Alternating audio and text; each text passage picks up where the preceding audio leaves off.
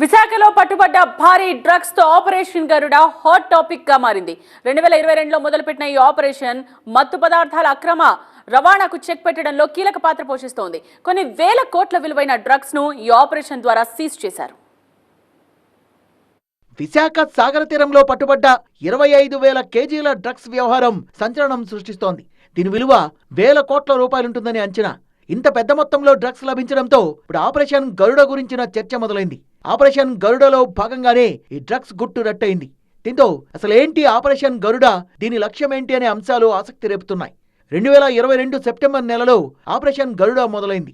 NCB, interpole సహకారంతో CBI ఈ operation చేపట్టింది. అప్పట్లో దేశవ్యాప్తంగా 175 మంది డ్రగ్ పెడ్లర్స్ ను అదుపులోకి తీసుకున్నారు. భారీగా డ్రగ్స్ ను స్వాధీనం చేసుకున్నారు. మొత్తం 127 కేసుల్ని నమోదు చేశారు. 6,600 మంది అనుమానితుల్ని అదుపులోకి తీసుకుని విచారించారు.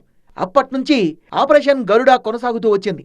ఎప్పటికప్పుడు దేశంలో డ్రగ్స్ జాడ కనిపెడుతూ వాటిని సరఫరా చేస్తున్న వారి ఆట కట్టిస్తున్నారు. 2022 అక్టోబర్లో కేరళలో కొచ్చిలో భారీగా డ్రగ్స్ పట్టుకున్నారు. 1,200 కోట్ల రూపాయల విలువైన హెరాయిన్ ను స్వాధీనం చేసుకున్నారు.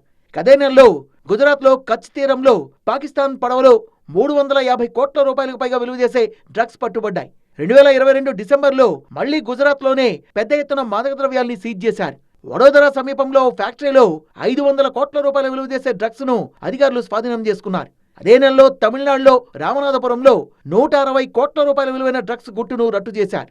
గతేడాది మార్చిలో గుజరాత్ తీరానికి వచ్చిన ఇరాన్ పడవలో 425 కోట్ల రూపాయల విలువైన డ్రగ్స్ ను స్వాధీనం చేసుకుని 5 ఇరానియన్లను అరెస్ట్ చేశారు.